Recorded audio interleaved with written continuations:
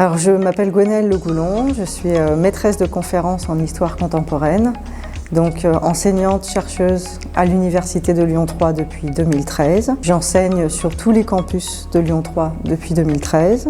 En plus de mes activités de recherche et d'enseignement, j'ai la responsabilité pédagogique de la licence d'histoire sur le campus de Bourg.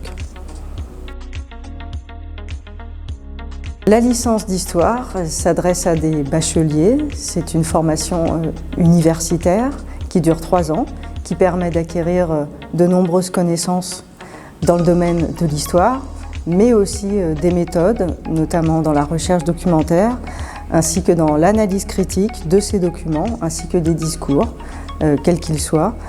C'est une licence qui permet de former autant des techniciens de l'histoire que des citoyens. La licence d'histoire permet de connaître les différentes époques de l'histoire. Nous avons donc des enseignements qui portent sur la période la plus ancienne, la préhistoire, ainsi que sur les autres périodes telles que l'histoire ancienne, l'histoire médiévale, l'histoire moderne et l'histoire contemporaine.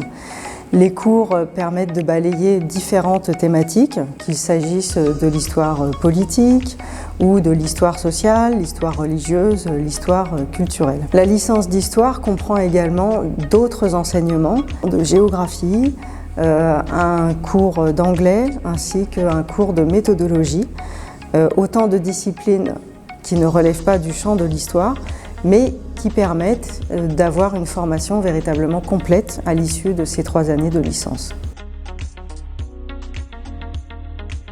Une licence universitaire se compose d'un certain nombre d'heures de cours qui peut paraître effectivement assez court, en particulier par rapport au lycée ou par rapport à d'autres formations post-bac. Mais c'est là justement tout l'intérêt de la licence universitaire, c'est de laisser du temps aux étudiants pour travailler par eux-mêmes, ce qui leur permet d'acquérir d'une part une certaine autonomie dans le travail, mais aussi d'acquérir des réflexes de travail collectif, car le travail se fait également de manière collective. Et le temps qui est laissé aux étudiants, en plus des horaires de cours, leur permet également de s'insérer dans la vie culturelle, mais également d'avoir une vie sociale qui leur permet de devenir des adultes accomplis, donc dans le domaine culturel, mais aussi dans le domaine sportif ou dans le domaine de l'engagement caritatif ou social. Enfin, ce nombre d'heures de cours qui peut paraître limité est également conçu pour permettre aux étudiants qui le souhaitent de s'investir dans la vie universitaire, ce qui est en général un moyen également de réussir leurs études. Alors, le diplôme de la licence d'histoire est organisé sur 3 années. Chacune de ces 3 années est divisée en 2 semestres.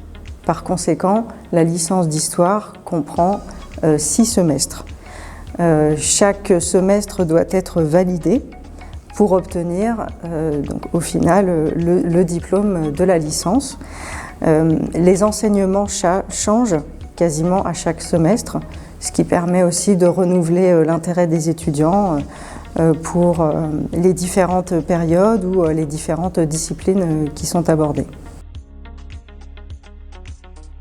Les débouchés qui s'ouvrent aux étudiants qui ont validé une licence d'histoire sont beaucoup plus variés que ce qu'on pourrait imaginer a priori. La licence d'histoire permet de préparer de nombreux masters et pas seulement, comme on pourrait le penser a priori, les masters d'enseignement. Alors, le débouché principal d'une licence d'histoire, effectivement, c'est les masters de préparation de concours vers les métiers de l'enseignement, qu'il s'agisse du 1er degré, du 2e degré. Mais il ne s'agit pas là du seul débouché. Il y a d'autres débouchés, en particulier dans le domaine de la recherche historique, par exemple pour devenir enseignant-chercheur ou chercheur dans le domaine de l'histoire, mais plus encore vers les métiers qui sont liés aux archives. Donc je pense en particulier aux masters qui préparent au métier des archives. Je pense également à d'autres masters qui sont plus liés à la valorisation du patrimoine, donc les masters patrimoine. Et enfin, d'autres types de masters qui sont plus tournés vers la médiation culturelle, c'est-à-dire tous les métiers qui font le lien entre l'histoire au sens académique et scientifique du terme et la vulgarisation de l'histoire auprès de publics divers et variés.